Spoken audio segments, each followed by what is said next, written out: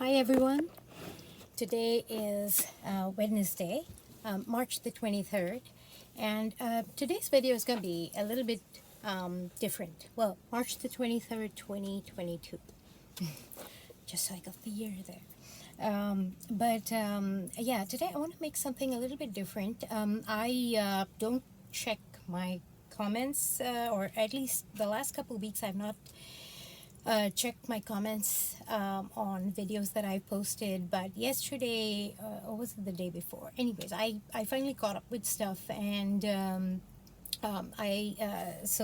lady by the name of Anna Gregg had a comment on my video on my video reviewing Ray Dalio's principles for dealing with the changing world order. And she asked if I had some sort of a book list, or something like that. And she also put a comment there that I thought was very sweet, that my she was surprised that my channel, and I say channel because I don't think of this as a channel. It's a place I upload stuff, so I don't have to store hoard storage on my devices. But in any case, that my channel didn't have more subscribers because she thought my content was really good. So Anna Gregg, thank you for that. I really appreciate it. And initially I used to just use this because I would sing, and that way, instead of sending my mom a file over WhatsApp that would take up too much storage of hers and mine, I started just putting it on YouTube as like the private link only thing and sending that out. And so I had like 5 subscribers, more like 5 family members and friends, close friends, that kind of thing. But then since last fall, I had been just making them public. Things like my kids will ask me questions, and I feel like those are things that I kind of want to like record them for posterity, in case they ever want to hear such things when they grow up, and when they grow up and they want to hear it or want to see things a different way. That's kind of why I started uploading stuff. But thank you for that. And I thought about it. My book list, my goodness, I may have like more than 400 books in my book list, of like really loved books. And those are just sort of on on things I've heard on Audible. But then there's other books, the physical books that I have, and then there are some Audible books that I listen to. And then I like to listen to books because I like to listen to content in the spirit of how the content creator has created that book, and what that person actually means to say. So that's the reason why I prefer to listen to books. That being said, sometimes what I end up doing is I will buy the physical book also, and I will like follow along because personally, what I like to do, and this is why I don't do so well with Kindle and that kind of thing, because what I like to do is I like to write things in the margins, like my own notes. Like this one book that I have by Dr. Gabor Mate, it's called Scattered Minds. It's the Canadian edition, the Canadian version, not the American version. The American version is called just Scattered, not Scattered Minds. And I feel like it was terribly misinterpreted, and the content, not just the content, the name, the intent, everything was kind of misconstrued by sort of American press, because he meant it as a guide to healing, and not this how to fix it kind of a thing. So in his book I have like a lot of comments going on in the margin and stuff. And so usually I like paper books so that I can write stuff, but I also like listening to books.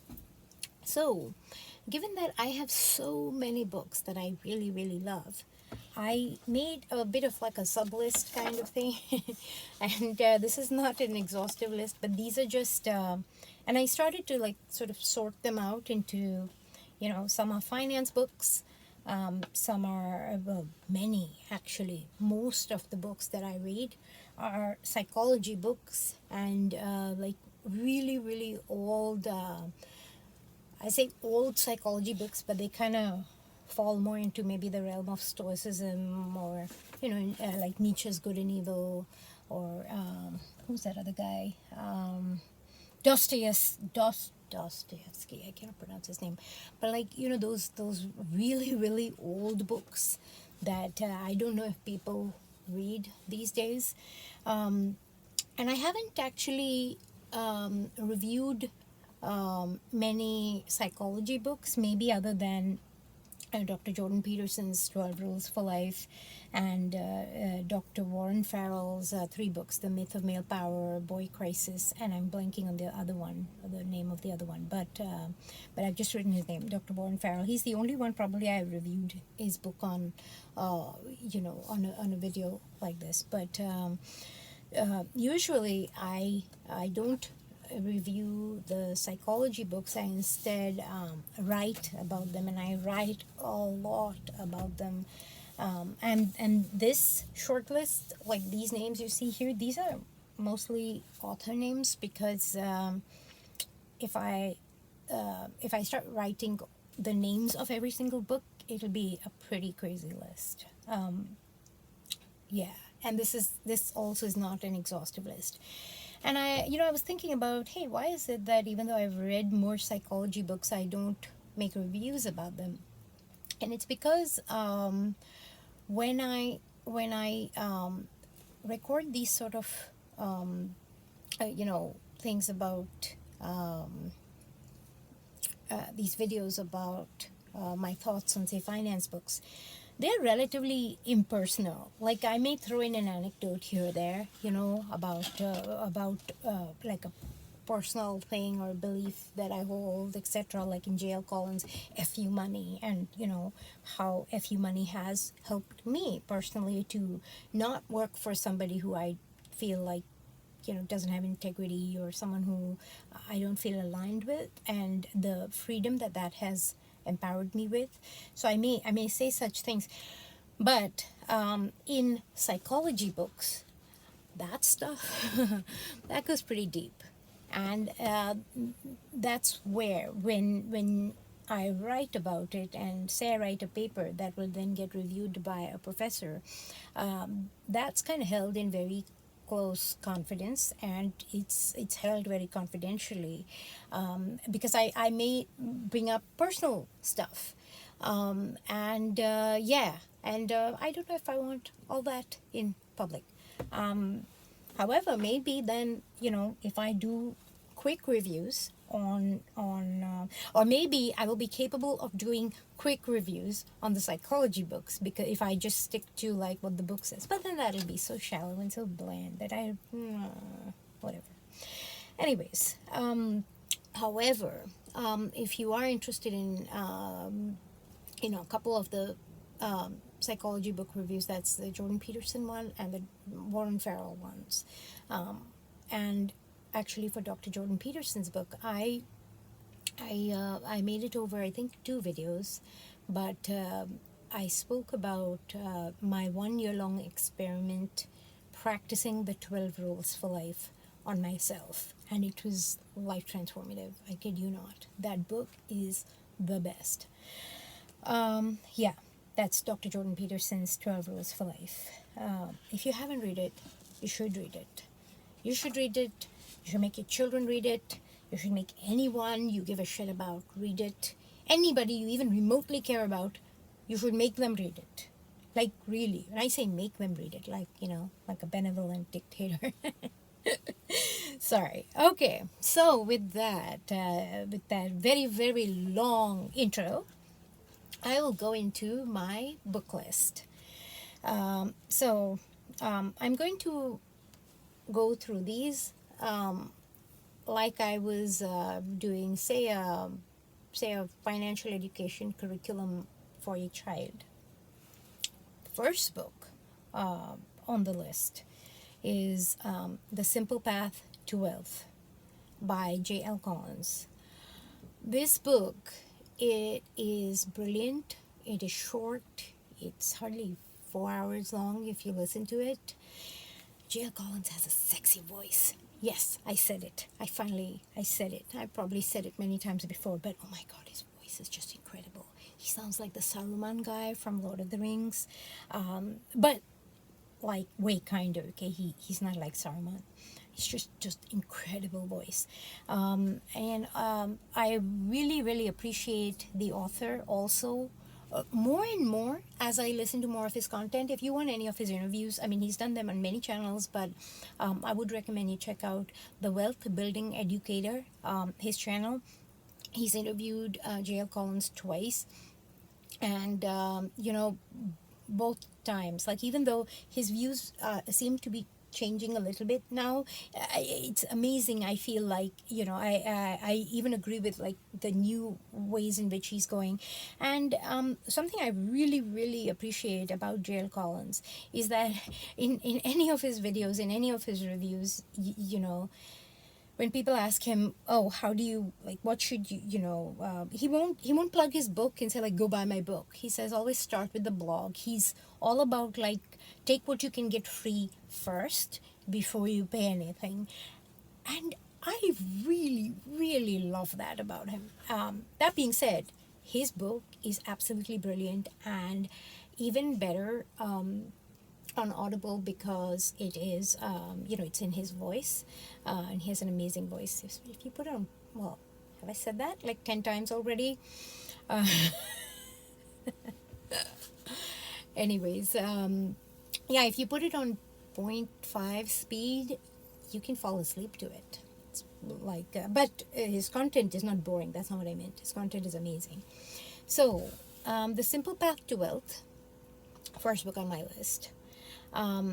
Then what flows naturally from that one is, he wants you to live on 50% of your wealth, but I can't do that. How do I do that if I'm earning very little? Okay.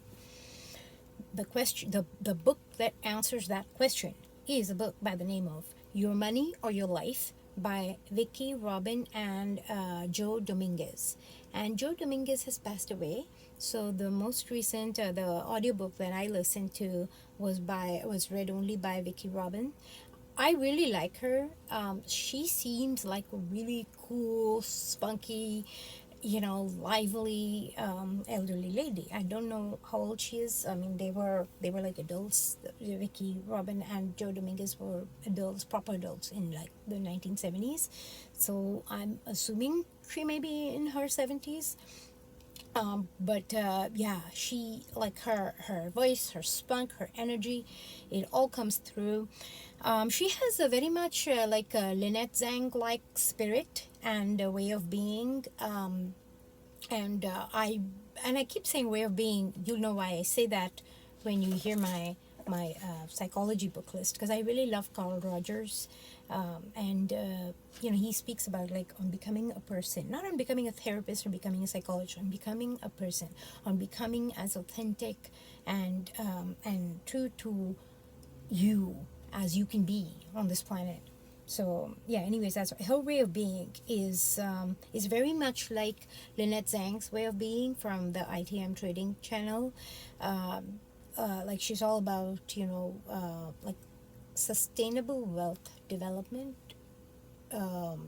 generational, intergenerational, and that self-sufficiency kind of way of functioning and being. So that's my second book, Your Money or Your Life. Even though I listened to the audio version, this is one book that you might want the paper version, because she has a lot of tools and like charts and stuff that I guess you have to print out, or maybe they already turn up if you have the physical book. But these are like tools to help you evaluate what expenses, sounds like Marie Kondo now from the Life-Changing Magic of Tidying Up, but it's like what expenses spark joy for you, those kind of, and what doesn't, and to kind of weight those properly so that you can decide what to cut out and what not to. And yeah, what not to. So she has a lot of paper tools. So audiobook on The Simple Path to Wealth, paper book on Your Money or Your Life. The third book, Think and Grow Rich by Napoleon Hill. This book, if you listen to the book, it sounds like some old man reading it in the 1940s or whatever, but I personally don't mind that. If you mind that, you might want to pick up the paper book. There's a lot of traditional English used, like not the very colloquial English that Americans use. It's proper English, let's say, and proper sentence structures, and I really like that way of writing and reading, listening to things that are written properly. And yes, Think and Grow Rich by Napoleon Hill is one of those. It may challenge some of your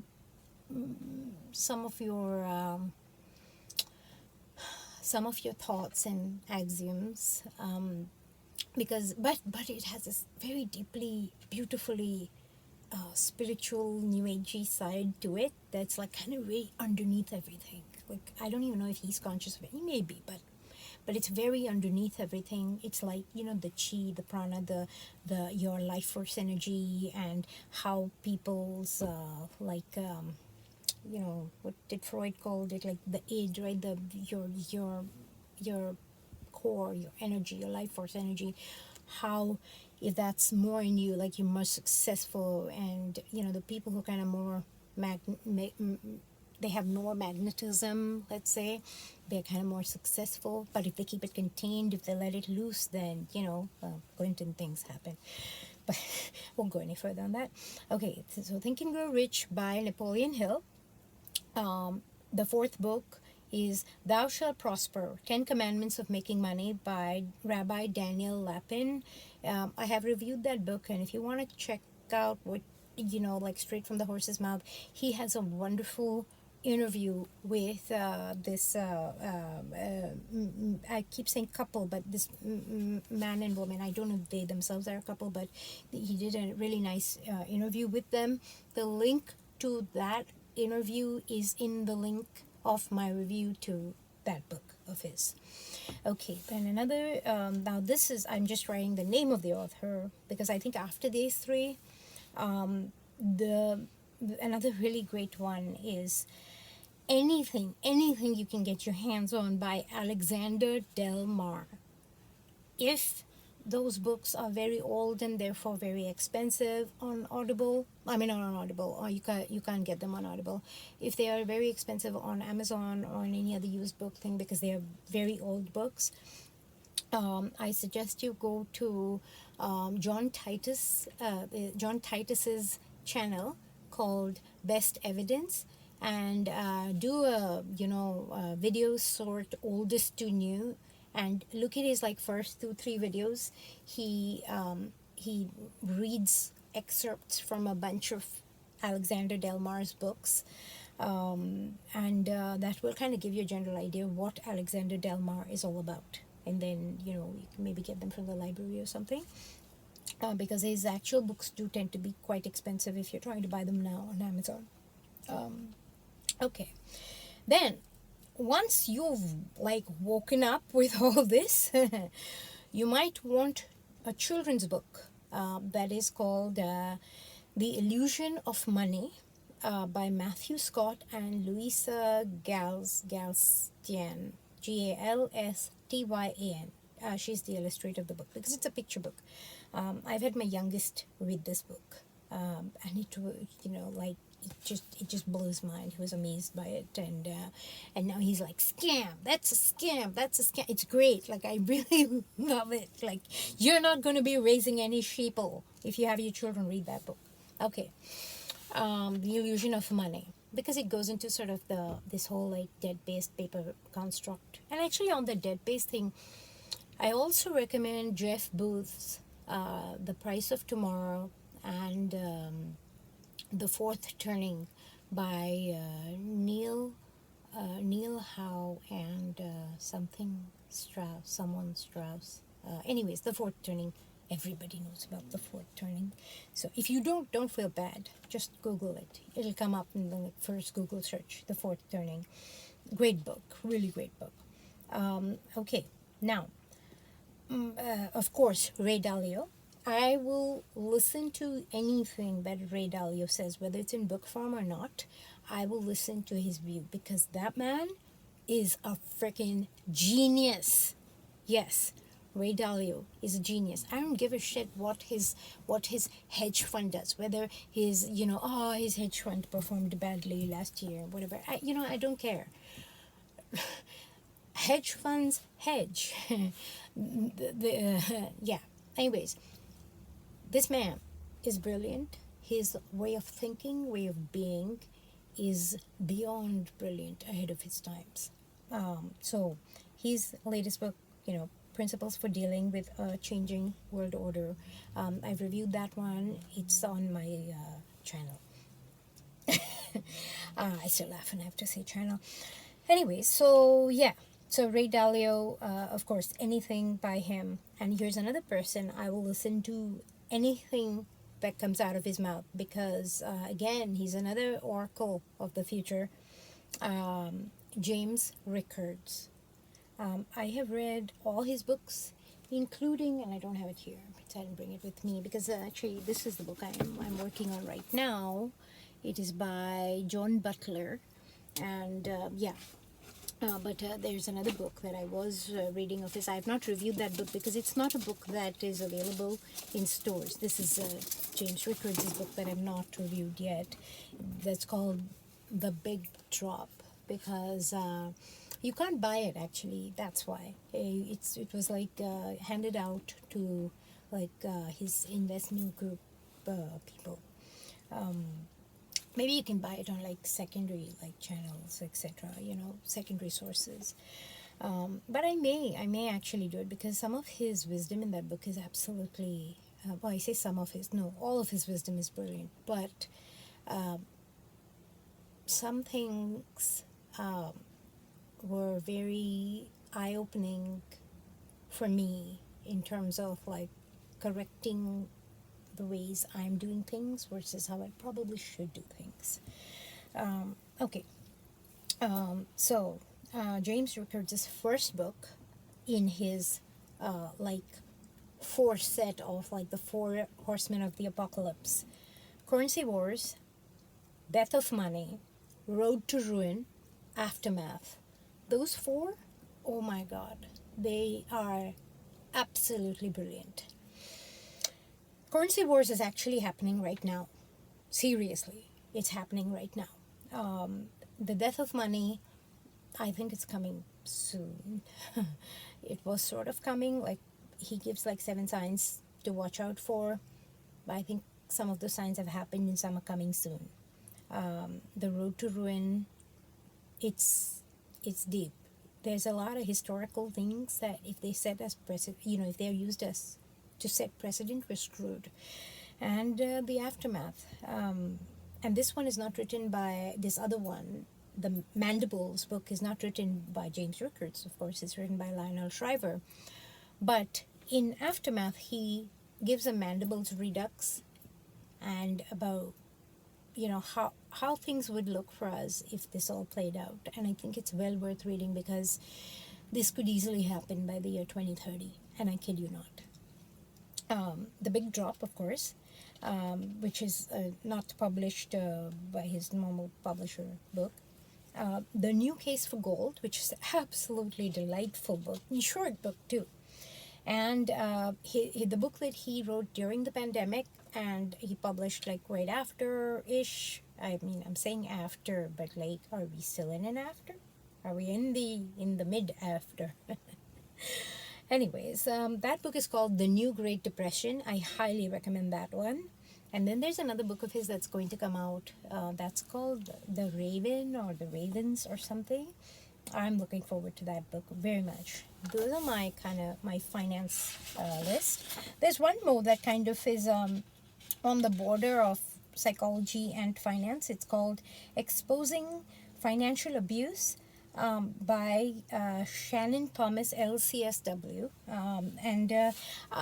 When I listened to this book, I thought it was a great book. Both, I mean, if you're in an abusive situation that you cannot get out, how to protect yourself financially, it's a great book for that kind of circumstance.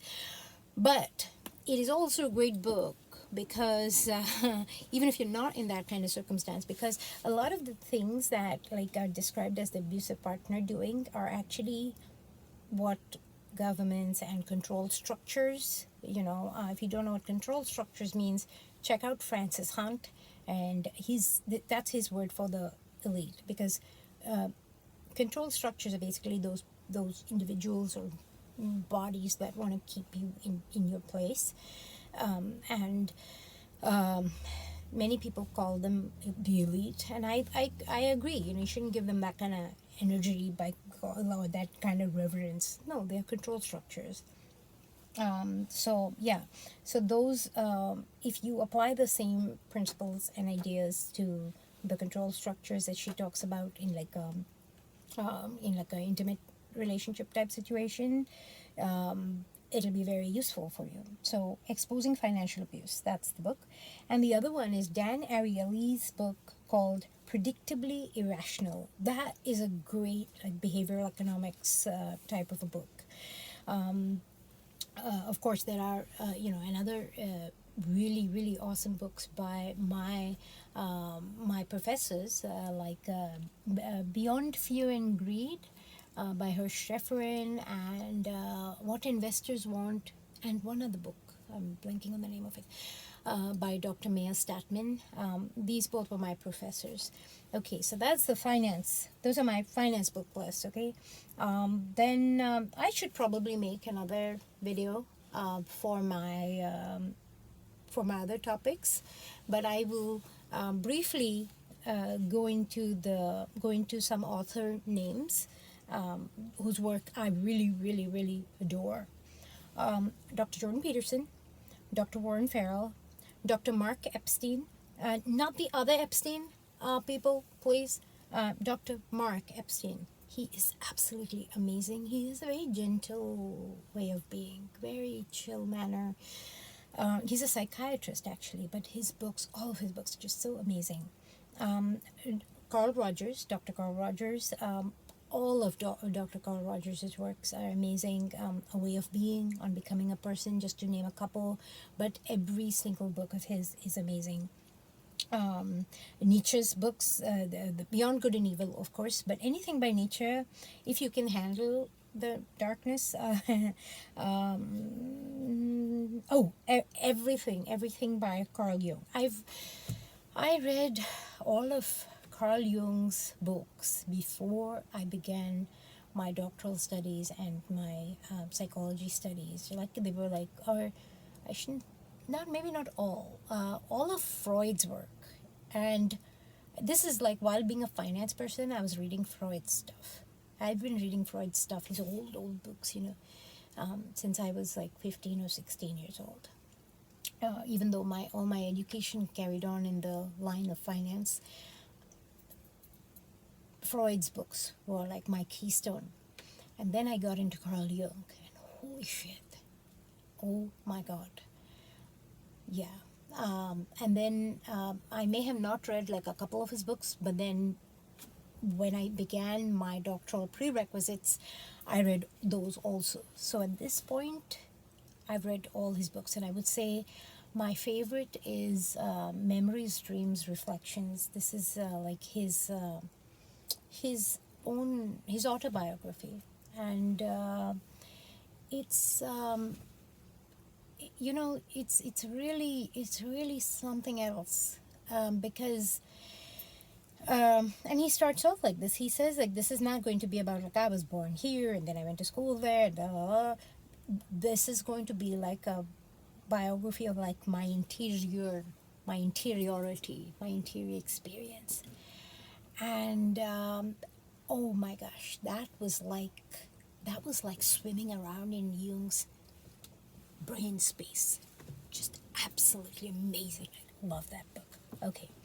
Well, and then, another book that I read after that was this one called Ink Blots by Damien Searles, and that was about Herman Rorschach. And oh goodness, that book actually, some of the like backstory and politics of Switzerland and what's going on with. I mean, this book wasn't about politics of Switzerland. It was about how Herman Rorschach came up with the ink blots. The Rorschach things, the cards, the ink blot test. But in describing Rorschach's childhood and journey and everything that happened at that mental hospital in Switzerland, I'm blanking on the name of it now, I really got to understand sort of some of the games maybe that Jung played, political machination games. And I began to understand perhaps why even he went through his, that dark night of the soul where he drew the red book and wrote all, didn't publish it yet, but like he wrote all this. He went through a long period of time of self-questioning and like a dark night of the soul phase. Carl Jung did. And I feel like now, in like sort of psychoanalyzing Jung, the man himself, I feel like it's like maybe like his sins, his missing of the mark, as Dr. Jordan Peterson would have put it. His missing of the mark came back to bite him, and that's where he was like in that crucible. Oh, and speaking of crucible, there's this other absolutely brilliant psychologist or psychiatrist, I don't know, but oh gosh, I'm blanking on his name. He's a Scorpio though, I think.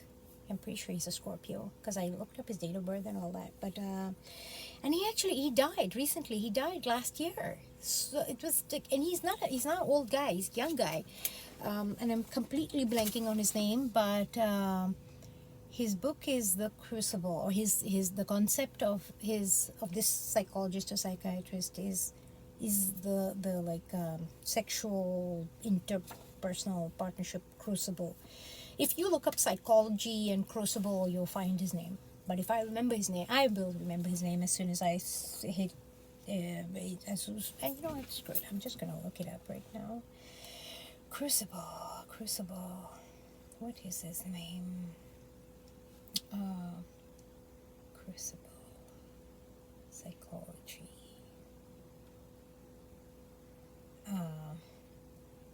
This guy, he's absolutely brilliant. He's, I would say he's in the league of Gottlieb and those guys, but I think he's beyond them. Come on. I don't know. There's a lot of other people that are coming up. Marriage crucible, sexual crucible, intimacy crucible. What is it? Hang on, I'm gonna look at it. Intimacy crucible. Psychologist. Don't you love the Google thing sometimes? You can just look up anybody and anything. No, it's giving me all these stupid... Oh, yes! Dr. David Schnarch. His name is really hard to say, so I'm going to show it to you here. That's how you say it. You spell his last name. Any and every book by Dr. David Schnarch, and his books are amazing. His audible sort of seminar type things are also amazing. Highly recommend him. Okay, gosh, who else? On personal health, healing, that kind of stuff, I love Dr. Joe Dispenza, Dr. Joseph Mercola, Judith Orloff, Dr. Christiane Northrup, Dr. Stephen Gundry also, except parts of his book sound like a telemarketing thing, which is annoying. But other than that, if you skip that and you just take his wisdom and leave the telemarketing aside, or not telemarketing, leave the spin aside, because he does make supplements and he sells them, and then this whole bloody section in the book that sounds almost like it was written by a tele person, like a marketing person, and that bit's annoying. But he himself, the advice he gives, because if you ever listen to just him talk, he's not trying to sell you supplements. He tells you how you can combine and make things out of generic Costco stuff. But then it looks like his publisher maybe put that in there because the publisher's like, dude, like, I'll get more revenue if I put this crap in. So, but otherwise, Dr. Stephen Gundry is also awesome. Okay. I have so many more books that I could talk about. But I'll stop here because it's already 35 minutes long. Thank you for listening. And this list of books should keep you occupied for maybe the foreseeable future. But okay, thank you for listening. And I hope Anna, what's your last name, Anna? Anna Gregg, I hope you watch this video. Take care. Bye.